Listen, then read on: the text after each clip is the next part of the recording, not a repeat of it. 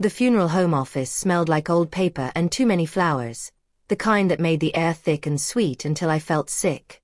It was late afternoon, light leaking through the frosted window in a dull grey wash, and my father's body lay in the viewing room just down the hall. I had not slept in 3 days, and my black dress felt too tight around my throat as my older brother Adrian slid a thick stack of documents across the polished desk between us. Our aunt sat stiff in one corner, arms crossed, while our uncle watched me with tired eyes, and both of them seemed already resigned to what would happen next. Adrian, in his perfect dark suit and smooth black tie, turned a sleek pen between his fingers like this was just any other meeting. "Sign," he said, his voice flat, like he was asking me to initial a delivery receipt instead of hand over our late father's company. My eyes burned from crying, and the words on the first page blurred for a second before snapping back into focus under the yellow glow of the desk lamp. "What is this?" I asked, though part of me already knew, because I had seen similar templates in our legal files before. Adrian smoothed his tie and leaned back like a patient teacher. "Ownership transfer documents," he replied, and there was the faintest hint of a smile on his mouth. I stared at him and then at the door, behind which people whispered and sniffled around my father's casket. "Our father isn't even buried yet," I said, my voice thin. He sighed like I was causing a scene. "The company needs leadership now," he answered. Our aunt spoke up quietly. "He built that business for this family," and our uncle added, "You know Adrian understands business better." Their words pressed on me like extra hands pushing me toward the pen. I flipped through the pages, each line a careful trap dressed in legal language, and saw my own name written again and again beside phrases like "hereby transfers" and "waives all claims." If I signed, Adrian would gain full control of our father's construction company, the company that had paid for our schools, our house, our food, our whole life. Every eye in the room stayed on me, waiting, expectant, as though grief had turned into a performance and I was the slowest actor. Adrian leaned closer, his cologne sharp in my nose, and lowered his voice.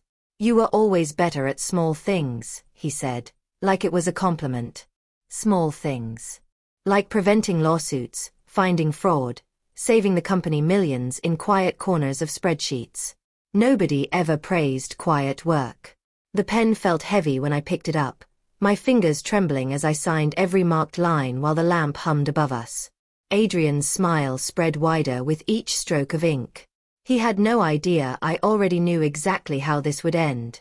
A soft murmur of voices floated into the office when the door opened, and we stepped back into the hall where the air felt cooler but no less heavy. At the funeral service, Adrian slid into his role like he had practiced it in a mirror, the perfect grieving son under warm chandelier light. He hugged relatives, his eyes wet at the right moments, his shoulders shaking just enough to look real. He stood near the front and gave a smooth speech about honoring our father's legacy, his voice deep and full as he promised to carry the torch. People dabbed at their eyes with folded tissues, and when he ended with, "I will make sure his dream lives on," the room rose in gentle applause. I stood beside Dad's open casket, staring at his still face, the soft shadows under his eyes, the faint lines around his mouth that I used to watch move while he talked through project plans. He looked peaceful now, and somehow that made me angry, because his final weeks had been crowded with stress and secrets, most of them because of Adrian. The soft yellow light above the casket reflected on the polished wood and the pale satin lining around his shoulders. My hands rested on the edge, fingers pressing tiny half-moons into the smooth finish. Adrian came to stand beside me, his voice low so only I could hear. "You look terrible," he whispered. I kept my eyes on Dad's closed eyelids. "My father died," I answered, each word slow. Adrian's lips curved in a smirk. "And now I run everything," he said. That little sentence sat between us like a stone. "You'll be taken care of," he added, like I was some weak relative who needed pity checks instead of a partner who had kept the company out of disaster more than once. "You're moving fast," I murmured. He stepped back, smoothing his jacket. "The world rewards speed," he said, and walked away before I could respond. I stayed beside the casket, the music from the speakers turning soft and almost distant, like it belonged to another building. I touched the cool wood, tracing the small carved pattern along the edge. And suddenly the memory of our final private conversations slammed into me so hard I nearly swayed. The hospital room, bright and cold, the legal papers spread across his tray table, the way his hand had shaken when he held mine. I heard his voice again in the back of my mind, hoarse and tired, as he told me to listen carefully. I felt the soft drag of the cheap hospital blanket under my palms, the faint beep of the heart monitor, the smell of antiseptic and stale coffee mixing in my nose. That was when everything had truly begun, long before Adrian pushed that pen into my hand in the funeral home office. Growing up, Adrian was everyone's favorite, and I learned early that some people did not need to try very hard to be loved. He could walk into any room, our living room, a school event, a crowded fundraiser, and make strangers like him within minutes, just by smiling and saying the right thing. He was charming and funny and loud in a way that made adults laugh and pat his shoulder, calling him a natural leader, or just like your father. I was the quiet one. I liked structure, numbers, systems. Our father built one of the largest private construction companies in the state, and Adrian loved being seen with him at public events, standing tall in tailored suits. He shook hands with investors, posed for photos, and posted them online with captions like, "Learning from the best." People started calling him the future of the company when we were still in college. Meanwhile, I ended up in operations, working behind the scenes in rooms lit by computer screens instead of chandeliers. Payroll, legal compliance, project tracking, risk management. Those were my worlds, stacked in folders and spreadsheets. They were the boring departments nobody talked about in speeches, the places where trouble either got caught quietly or destroyed everything if ignored. At family dinners, Adrian would joke about me as soon as dessert landed on the table. "She'd probably marry a calculator if she could," he'd say, grinning while everyone laughed. Sometimes Dad laughed too, and even though I knew he didn't mean harm, the sound still stung. I pushed the hurt down and kept working. Then, slowly, things shifted. Dad started calling me into his office alone. He asked me to review contracts before he signed them, to investigate delayed projects, to fix odd accounting issues that didn't make sense at first glance. He never explained why until one night after a big company gala, when the lights were dim and the caterers were packing up. I remember standing with him near the tall windows in the empty ballroom, the city lights reflecting off the glass like a second world. The staff stacked chairs in the distance, and the music had faded to a faint buzz from a speaker someone forgot to turn off. My heels hurt, my head pounded, and my formal dress felt too tight, but Dad looked calm in his dark suit, his tie loosened, his eyes thoughtful. "You notice things your brother misses," he said quietly, without any joke in his tone.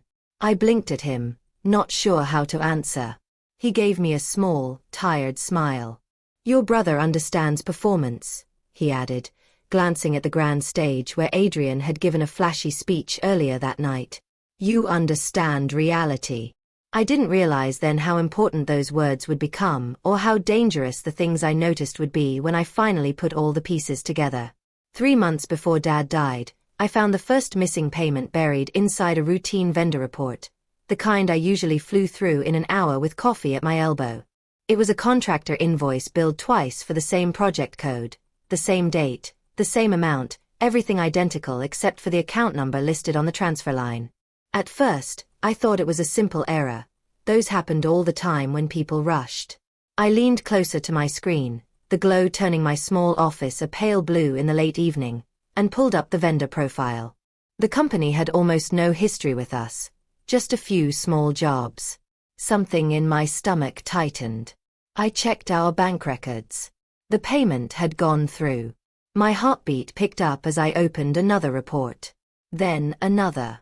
Suddenly, the pattern started to appear, faint but undeniable, like a watermark rising out of the page. By midnight, my desk was covered in printed invoices and notes, my coffee cold, my eyes burning as I circled the same names and account numbers over and over.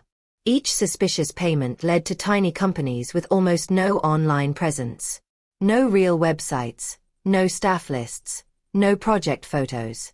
It was as if they existed only on paper. The amounts were not small either, hundreds of thousands, then millions, spread out over years. I ran the numbers again and again, hoping I was wrong, but the total came out the same every time. Almost $12 million gone. I traced the bank trails back as far as I could, fingers flying over the keyboard, and finally they pointed toward one person. Vanessa. Adrian's wife. She owned several of the shell corporations, receiving the consulting and subcontracting fees. I sat back in my chair, my whole body buzzing with shock. This wasn't reckless spending. This was planned theft, careful and patient, hiding in the cracks of our own accounting system. My breathing felt shallow as I printed everything, every payment record, every fake invoice, every transfer confirmation. The hum of the big office printer sounded too loud in the empty floor, bouncing off the glass walls of vacant conference rooms. I stacked the pages into a thick folder, my hands shaking, and slid it into my bag just as the building lights dimmed into nighttime mode. I barely slept that night, staring at my ceiling in the dark, the numbers running circles in my head. By morning, my decision was clear. I drove straight to Dad's office, the sky still gray, the parking lot mostly empty except for his car and mine. He looked exhausted before I even spoke, his skin sallow, dark shadows under his eyes from months of stress and long days. "What happened?" he asked when he saw my face. I dropped the folder on his desk, the slap of paper sharp in the quiet room. His hands shook slightly as he opened it. 10 minutes later, he looked 20 years older. Very softly, almost to himself, he whispered, "My own son." I expected him to explode, to shout, to sweep everything off his desk in anger like people do in movies. But instead he went very, very still. The big windows behind him showed a clear sky and the tops of construction cranes, but his eyes were fixed only on the pages in front of him. He closed his blinds with slow movements, the room dimming into soft stripes of light, then stood and locked the door. The click sounded final. When he sat back down, he looked directly at me. "Did Adrian see you investigating?" he asked. "No," I said, my voice barely above a whisper. "Good," he replied, his jaw tight. I frowned. "We need police," I insisted, feeling heat rise in my chest. "No," he answered quickly. I stared at him. "He's stealing millions," I said, each word sharp. Dad looked shattered but controlled. "If he knows we're onto him, he'll destroy evidence," he said quietly. Then he picked up his phone with hands that shook and called his longtime attorney, Harold Kane, scheduling an urgent, private meeting. Within a week, Dad had hired a team of forensic accountants, people who lived inside spreadsheets the way architects lived inside blueprints. Everything had to stay secret. No board members knew. No other executives knew. Not even Adrian, who still walked through the halls like a prince waiting for a crown. The investigators worked from a quiet side office with the blinds always half closed, their laptops open, wires and portable drives spread across the table. I sat with them in long sessions, passing them files, explaining our systems, answering detailed questions about old projects and vendor histories. Weeks crawled by. With each new report, the picture grew darker. Luxury vacations charged to company accounts, mistresses paid through fake consulting fees, bribes hidden inside contract bonuses, even fake charity donations that never reached the causes we had proudly posted about online. Dad stopped sleeping. It showed in his face and in the way he rubbed his chest when he thought no one was looking.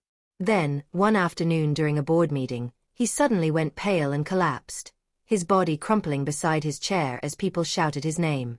The conference room that had always felt too cold suddenly felt too hot as the emergency team rushed in, their bright red bags and sharp voices cutting through the panic.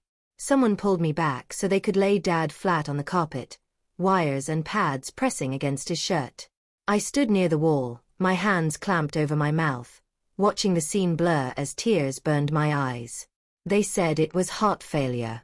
By that evening, he was in the hospital, hooked up to monitors that beeped in steady, accusing rhythms. Our quiet investigation turned into a race against time. Adrian still had no idea his hidden empire was about to collapse, and now our strongest ally, the man who built everything, lay in a narrow bed under harsh white lights. The weight of what we knew pressed down on me until every breath felt like work. Dad looked smaller in the hospital bed. The blanket swallowed him in a way that made my chest ache. Tubes ran from his arms to hanging bags, and the green heartbeat line on the monitor pulsed like a thin, stubborn thread. The late afternoon sun slipped through the blinds, leaving thin bars of light across the tile floor. When he woke fully and motioned for me to sit, his hand trembled. "I failed him," he said hoarsely, staring at the blank wall. "You didn't," I replied, feeling tears rise again. "I gave him everything too easily," he whispered, eyes shining. "And I made him believe he deserved everything." I grabbed his hand carefully, feeling the coolness of his skin. "You can still stop him," I said. He nodded once, slowly. "That's why you're here." The door opened and Harold walked in, wearing a dark suit and carrying a leather folder pressed tight against his side. The hospital room suddenly felt like an office, only with the steady beep of the monitor replacing the hum of air conditioning. Dad took a shaky breath. "I'm rewriting my estate," he said, his voice firm even through the weakness. My stomach twisted. "What?" I asked, my fingers tightening around his. "If I die," he began. "Don't say that," I cut in, my throat closing. He squeezed my hand, his grip surprisingly strong. "Listen carefully," he said, and I forced myself to meet his eyes. Harold opened the folder, sliding out papers with colored tabs. "Adrian will temporarily inherit operational control," Dad said slowly. My chest tightened, panic prickling under my skin. "What?" I repeated. Harold cleared his throat. "There's an attached fraud clause," he said. Dad gave a weak, almost bitter smile. "If financial misconduct tied to Adrian is confirmed," he said, pausing to catch his breath. Harold continued, "ownership automatically transfers to you." I stared at both of them, the lines on the page swimming for a second before sharpening. "He'll think he won," Dad whispered, his voice cracking. "He'll rush. He'll do what he always does when he thinks no one can touch him." He swallowed, his eyes glassy. "And when truth catches him, it'll be too late." The monitor beeped steadily behind him, each sound marking the seconds of a plan that felt both cruel and necessary. I signed where Harold pointed, my hand still shaking, and watched Dad sign too, every stroke slow and careful. When it was done, Harold gathered the papers with quiet precision and left, his footsteps echoing down the hall. I sat alone beside the bed, listening to the soft hiss of oxygen and the faint hum of machines, wondering how a daughter was supposed to carry this kind of secret in a family already cracking apart. Dad died 2 weeks later, just when the doctors had started to sound hopeful again. One moment a nurse told us he was stable, and the next my phone rang at midnight with a voice telling me to come quickly. I drove through empty streets, every red light feeling like an insult, but I still didn't make it in time. When I reached the hospital, Adrian was already in the waiting room, his face blotchy, his tie loosened, sobbing loudly into our aunt's shoulder. Vanessa sat nearby, holding a tissue delicately to her eyes, looking like a broken statue in a perfect black dress. I felt numb, as if my skin had turned to glass and the air was full of small stones. The world moved around me, doctors speaking, papers being signed, but all I could think about was the folder Harold had carried away and the bright, proud company logo pressed into the leather. Within hours, Adrian started making decisions as if warmth from Dad's body had not even faded yet. He took charge of the funeral planning, blocked me from company meetings with calm emails, moved into Dad's office, changed security access, and announced himself as acting CEO in a polished internal memo. 3 days later, at the funeral, he forced me to sign away my shares. Exactly like Dad had predicted. That thought terrified me more than Adrian's greed itself, because it meant Dad had understood his oldest son better than any of us did. It also meant Adrian was moving even faster than Dad had expected, and speed like that usually came from one thing: desperation. Desperate people make mistakes. I clung to that idea like a life raft. I realized my strategy had to be simple and brutal. I would stay quiet. Stay invisible. Let him feel safe and untouchable. Let him laugh at me and talk over me and believe I was beaten. And I would wait. I told no one about the clause except Harold and the investigators already digging through the mess. On the outside, I looked like the sibling who had been pushed out in the first week. On the inside, I carried the trigger no one else knew existed. The night after the funeral, the house still smelled like lilies and rain when Adrian decided to host a celebration of life dinner at Dad's home. Candles flickered on every surface, throwing soft light on framed photos of construction sites and ribbon-cutting ceremonies. I almost didn't go, but I needed to see how reckless he had become now that he thought he held the world. The driveway filled with luxury cars, and inside, waiters in white shirts moved through rooms carrying trays of expensive wine and tiny bites on silver platters. Investors laughed in the formal dining room under the crystal chandelier. Long-time executives clapped each other on the back. It had been only 6 hours since we put Dad in the ground. Adrian tapped his glass at the head of the table, his suit jacket open, his face shining with excitement. "I promised to take this company further than my father ever could," he announced. The room clapped like he had performed a magic trick. My stomach turned. Then he looked straight at me, his eyes glinting. "My sibling helped with paperwork over the years," he said, waving his hand like I had fetched coffee. A few people chuckled. "But leadership requires vision," he added, letting the word hang in the air as he lifted his glass. More laughter, a few nods. I forced a tight smile, feeling my nails dig into my palm under the table. Vanessa leaned closer, the diamonds in her ears catching the light as she whispered, "You should sell your remaining shares before they become worthless." Her lips brushed the rim of her champagne glass in a smug little curve. I tilted my head. "My remaining shares," I repeated, careful to keep my tone light. She nodded, clearly amused. "Adrian is going to grow this so fast you won't recognize it," she said. "You're better off taking the money while people still think your name means something." And just like that, she gave me something important. She believed I still owned a slice. She didn't know about the fraud clause. No one in this room did. That silence gave me power I deliberately pretended not to feel. On Monday morning, the company lobby looked the same as always. Tall glass windows, polished floors, the company logo gleaming on the wall. Yet everything felt off, like the air carried a different weight. Adrian walked through the entrance flanked by 2 new advisors in sharp suits, his expression cool.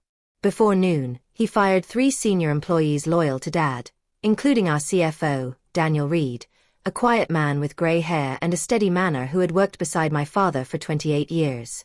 His email account was shut off within minutes. That afternoon, my personal phone buzzed with a number I did not know. "We need to meet," Daniel said when I answered. His voice sounded tight but steady. We met that evening at a small diner outside town, the kind with cracked red booths and a bell over the door that rang every time someone entered. The sky outside the big window was turning purple, and the smell of fried food hung warm and greasy in the air. Daniel slid a manila envelope across the table between our coffee cups. Inside were fresh documents, bank records, wire confirmations, internal emails. Adrian was trying to move $40 million offshore within 5 days, using new shell companies and foreign accounts. "He's draining the company," I said, my voice flat as I stared at the numbers. Daniel nodded grimly. "He knows something is coming," he replied. A chill ran through me. Did Adrian somehow sense the investigation? "Your father told me to trust you," Daniel said suddenly, and the world narrowed to his lined face and careful eyes. Tears pricked mine. "He said if things went wrong, help you protect the company." I swallowed hard, my throat thick. "What do we do?" I asked. Daniel leaned in, his voice dropping. "We let him dig deeper," he said. "But this time, we make sure every shovel full lands in a file someone else can see." The fluorescent lights buzzed overhead as I nodded, the plan taking shape between the smell of coffee and the clink of plates. Within days, we quietly contacted federal investigators who had already been tracking some suspicious activity in the local construction world. They had enough for serious financial crime charges, but they wanted more, something bigger and cleaner that would stand strong in court. Adrian kept helping them without knowing it. He approved illegal transfers, signed fake contracts, and ordered the destruction of certain records, all while copying the wrong people and using networks the investigators could trace. Each signature, each rushed order, each arrogant email made his future darker. Meanwhile, I played my role as the defeated sibling perfectly. At family gatherings, I sat at the edge of conversations, nodding politely when people said, "You'll find something else someday." In the office, certain employees looked through me, already tying their futures to Adrian's bright star. He loved it. Then he announced a grand company anniversary gala, to be televised and sold as a fresh start under his rule. Hundreds of investors would attend, and he planned to reveal a massive billion-dollar expansion deal live. When Daniel told me the details, his eyes steady, he said, "That's where this ends." I nodded, for the first time in months feeling a small, sharp smile tug at my mouth. A week before the gala, I went back to Dad's house to pick up some personal things, the rooms half-packed and echoing with empty space. Boxes lined the hallway, and a crew of workers wrapped furniture in plastic while dust floated in the shafts of late morning light. Vanessa stood in the living room with a glass of champagne in her hand, even though it was barely 11. "We're redesigning the place," she said, waving at the walls casually, as if repainting could erase a lifetime. My blood boiled. "This was Dad's home," I said. She shrugged, glancing at a worker removing a painting. "It's ours now," she replied, not bothering to hide the satisfaction in her voice. Then she smiled with a sharp edge. "We found buyers for it," she added. I froze. "What?" I asked. "Too many memories," she said lightly. After she left the room to take a call, I wandered into Dad's office one last time. The built-in shelves were half empty, and the desk had been cleared except for a few stray paper clips. Something about the bear would bothered me. I ran my hand along the underside of a drawer and felt a small metal catch. With a soft click, a hidden compartment slid open. Inside lay a thin stack of envelopes, yellowed at the edges, tied together with a simple piece of string. My heart thudded as I untied them, my fingers clumsy. The top one had my name written across the front in Dad's familiar, slightly slanted handwriting. I sat down hard in his old chair, the leather creaking under my weight, and carefully opened it. The first line blurred before I blinked the tears away enough to read, "You were never second best." The words hit me like a physical blow. I cried instantly, silent tears falling onto the paper. He wrote about watching me solve problems nobody else noticed, about late nights where I stayed in the office after everyone left to fix mistakes quietly. He apologized for not defending me enough at the table when jokes went too far, for letting the world see only Adrian while I held everything steady behind the scenes. Then came the sentence that carved itself into me forever. "Your brother confuses attention with respect." I kept reading, the room fading around me. "If you're reading this, I'm gone. And Adrian has likely shown you exactly who he is. Do not let anger ruin you. Let truth protect you." My hands shook as I folded the letter back along its creases. That night, in my small apartment lit only by a single lamp in the corner, I spread the letter and the latest investigation updates across my coffee table. The city outside my window buzzed faintly, distant traffic and a siren somewhere far off, but inside it was quiet enough to hear the clock tick. I read Dad's words again and again until the anger inside me shifted shape. I realized I didn't want revenge anymore, not the kind where you hurt someone just to see them bleed. I wanted justice. There was a big difference. Justice meant protecting the innocent people who worked for our company and trusted our name. It meant saving the projects that would build homes and schools, not feeding private jets and hidden accounts. It meant that if Adrian and Vanessa burned, it would be from the fire they had carried into the building themselves, not one I lit out of spite. I wiped my eyes, took a deep breath, and picked up my phone. "We're ready for the next step," I told the lead investigator when he answered. My voice sounded steady, and for the first time since the funeral, I believed it. The investigators moved quickly after that. They dug deeper into old contracts and found records of payments to politicians and inspectors, thinly disguised as consulting fees.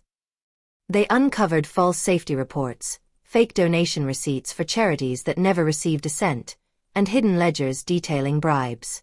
Adrian's crimes were far worse and wider than we had first imagined, stretching across years and departments. Then they discovered direct evidence linking Vanessa.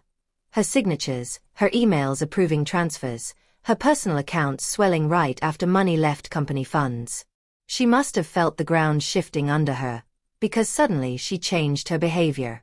She started transferring personal assets into new accounts, buying gold, selling property quickly, moving jewelry out of safe boxes. That told us she knew trouble was coming. The gala was 48 hours away. The stage was built, the cameras booked, the guest list confirmed. We had almost everything. Then my phone rang. It was Adrian. "I want you front row," he said. My stomach clenched. "Why?" I asked. He chuckled. "To watch me win," he replied. I looked at Dad's letter on my kitchen table and smiled to myself. "I'll be there," I said. The night of the gala, the hotel ballroom glittered like something out of a commercial. Crystal chandeliers threw warm light over round tables covered in white cloth and tall centerpieces of fresh flowers. A large stage had been set up at the front, with giant screens on either side showing the company logo and photos of past projects. Media cameras lined the back wall, their red recording lights glowing like watchful eyes. Investors in dark suits talked in small clusters, their voices low and excited. When Adrian walked in, he looked unstoppable in a tailored tuxedo, his hair perfectly styled, his smile bright for every camera that turned his way. He moved through the crowd like a king greeting his court, shaking hands, hugging certain people, laughing loudly. During dinner, he gave emotional speeches about Dad, his voice catching at just the right moments. People actually cried. It was disgusting, watching him use grief like a tool while knowing exactly what he had done behind closed doors. Then he stepped up to the podium for the main announcement, the room falling into a hush except for the faint clink of glasses being set down. He talked about vision and growth, about bold moves and global reach.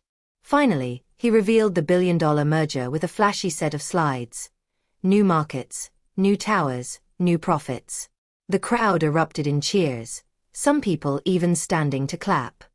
He soaked it in, smiling wide, letting the applause wash over him. Beside the stage, a table had been set up with the official contracts, thick stacks of paper waiting for his pen. "Tonight, we take the next step," he declared, moving to sign.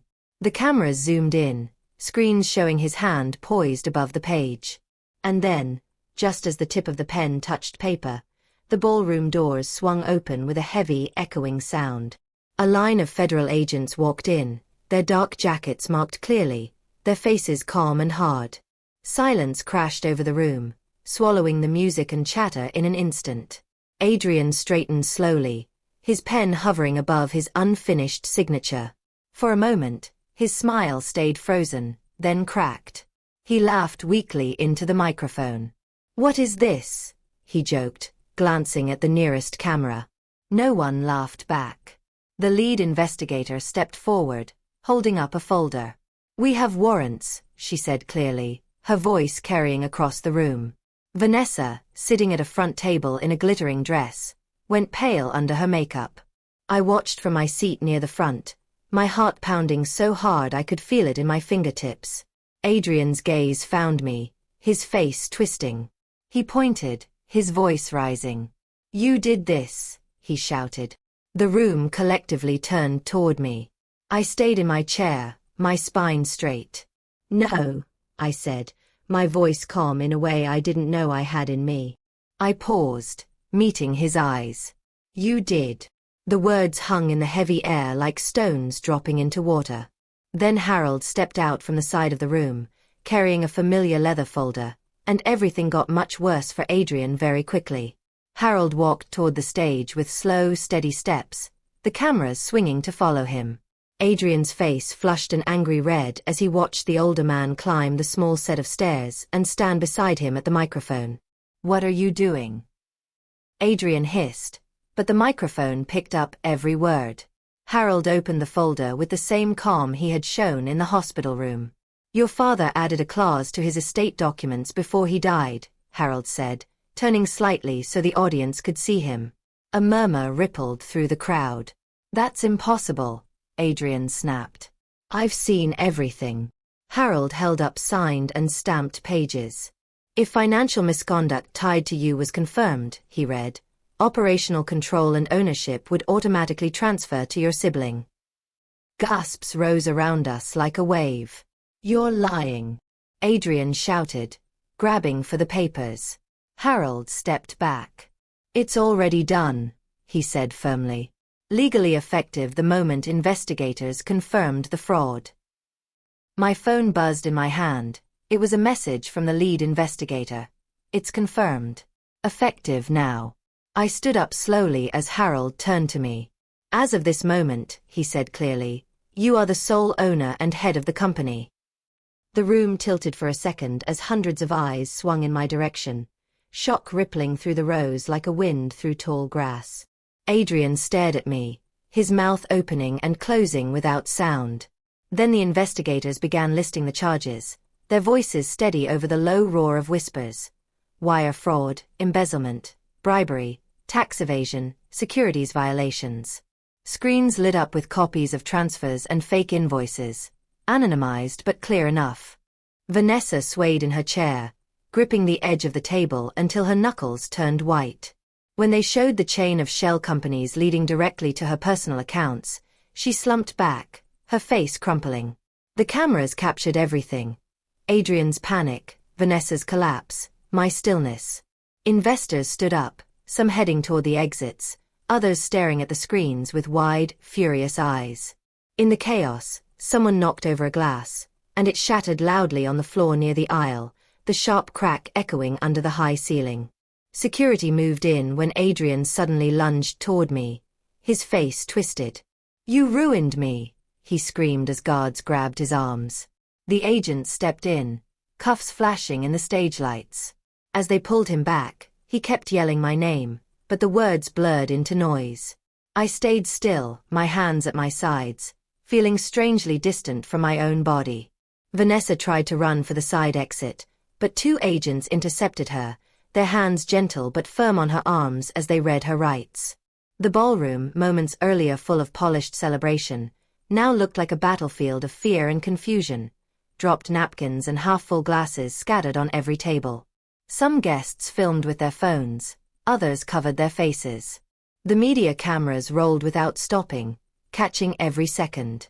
Adrian's voice grew hoarse as he shouted, then broke into sobs that didn't sound like the ones I had heard in the hospital waiting room. Finally, he was led out of sight, Vanessa too, swallowed by the hallway beyond the bright doors. Suddenly, the noise fell back into a strange, thin silence. I should have felt happy, victorious, something big and bright. Instead, I just felt tired all the way into my bones, like someone had been using my body as a bridge and finally stepped off. The days that followed were a blur of fear and rebuilding. Company stock dropped hard as news of the scandal hit every major outlet, our logo flashing between headlines about fraud and arrest. Employees panicked, whispering in break rooms, sending resumes out, wondering if their paychecks would keep coming. I walked into Dad's old office, now my office, for the first time as its official owner, the afternoon light pouring in through the wide windows. The desk looked the same, but the man behind it was gone, and the chair felt far too big. I worked 16-hour days, meeting with legal teams, regulators, board members, and department heads who had never really looked me in the eye before. Many investors doubted me, some openly saying, "You've been in operations, not leadership," as if numbers didn't require their own kind of courage. I didn't argue with them. I just brought data, clean plans, and clear timelines. Slowly, painfully, but steadily, I started to prove them wrong. Former employees who had been pushed out under Adrian's rule began to return, some as consultants, some as full hires. Daniel came back to help stabilize finances, sitting across from me in conference rooms with stacks of fresh reports. We cut reckless expansion plans that had been more about headlines than real growth. We reviewed every major project, canceling the ones built on shady deals and saving the ones that mattered: affordable housing, school buildings, hospitals. Long meetings stretched late into the night, the city skyline turning from blue to black beyond the windows as we worked. Every time we managed to save a site and keep a crew working, I reminded myself of Dad standing on muddy ground, wearing his old work boots and a hard hat, talking about foundations. Saving thousands of jobs, protecting families who depended on their pay from us, mattered more than any idea of revenge ever could. And slowly, the company started to stand on its own feet again, not as a glossy shell hiding rot, but as something stronger and cleaner than before. News of the trial moved through the company like a quiet storm. Vanessa filed for divorce from Adrian early on, trying to distance herself, but every attempt to blame him publicly fell flat when investigators released more of her signed approvals and personal gains. She was sentenced too, her former lifestyle collapsing in a matter of months. Headlines that once showed her in designer gowns now showed grainy photos of her entering court, eyes down. People asked me if I felt sorry for her, and I never quite knew how to answer. Actions have receipts, I wanted to say. The receipts had finally been collected. Adrian accepted a plea deal to avoid a longer sentence, 8 years behind bars instead of risking much more. Before sentencing, he requested to see me. The request sat in my inbox for a full day while I stared at it. I almost refused. Part of me wanted to close that door forever and never hear his voice again, to let the story end in a courtroom I did not have to enter. But another part of me needed to see what was left of the brother I had grown up with, the one who used to share cereal with me at the kitchen table before school. So a week before his sentencing, I walked into a small gray meeting room at the county facility, the overhead lights harsh, the chairs metal and cold. Adrian sat on the other side of the table in a plain jumpsuit, his hair grown out and messy, his face thinner. He looked smaller, like someone had let the air out of him. He stared at me for a long moment, eyes red. "You planned this," he said finally, his voice low and rough. "No," I replied calmly. He frowned. "Then what?" he demanded. I held his gaze. "You planned your own destruction," I said. The words tasted like iron. He opened his mouth, then closed it, tears filling his eyes, spilling over. I watched one slide down his cheek and fall to the table. There was nothing left to say. I stood up and walked away, the sound of my footsteps the only thing breaking the silence. Dad's house never sold. After the legal mess and the bad press, the buyers Vanessa had lined up backed away, and then the market shifted. Instead of pushing it on someone else, I kept it, paying the taxes from my own salary. For a while, it just sat there, a big empty shell full of ghosts and covered furniture. Then one afternoon, while reviewing a proposal for an apprenticeship program at the office, an idea hit me so clearly that I had to sit down. My father had started as a worker on job sites, pouring concrete and carrying tools, long before he ever signed his first major contract. He loved trade workers, respected what they built with their hands. I turned the house into a scholarship and training center for people going into construction trades, carpenters, electricians, welders, site managers. We converted bedrooms into classrooms, the dining room into a computer lab, the backyard into a small outdoor workshop area. On opening day, the halls echoed with new voices and nervous laughter instead of the quiet emptiness of grief. I walked through the rooms and could almost hear Dad's boots on the floor, feel his hand squeeze my shoulder in approval. A year after the gala, the company's numbers looked better than they had in a long time, not because we were louder, but because we were honest. Our safety scores climbed. Clients started to come back, not with blind trust, but with cautious respect. We earned it project by project, contract by contract. Inside the office, the culture changed. People in operations and compliance, people like me, were listened to when they raised red flags. We didn't ignore messy details anymore. We dug into them. I walked through the open floors and saw teams working together instead of hiding things from each other. For the first time, when I signed my name on official documents as the head of the company, I felt proud rather than scared. Not proud that I had beaten my brother. Proud that I had not let his greed destroy what my father and so many workers had built with years of real labor and real sweat. On a cool, cloudless morning, I drove to the cemetery with a small box on the passenger seat, the sky a bright, hard blue overhead. The grass was damp under my shoes as I walked between the rows of stones, the air smelling of earth and cut grass. Birds chirped somewhere in the trees at the edge of the grounds. I reached Dad's grave, the stone smooth and simple, his name and dates carved cleanly into it. I knelt and opened the box. Inside lay his old work gloves, the leather worn soft from years of use, the fingers creased. These were the gloves he had worn on his first big project, the ones he kept in his office as a reminder of where he started. I placed them gently beside the headstone, the brown leather stark against the gray stone and green grass. Tears filled my eyes and spilled over as I sat back on my heels.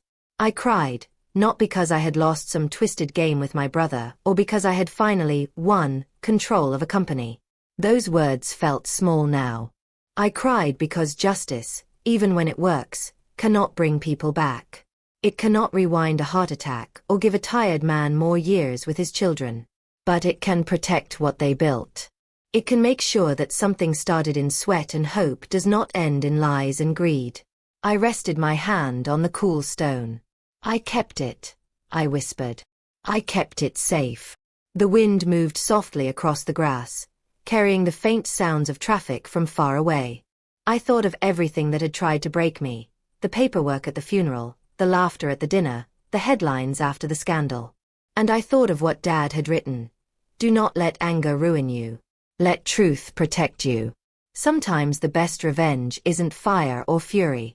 Sometimes the best revenge is simply surviving what was meant to destroy you, and then building something better in the quiet after the storm.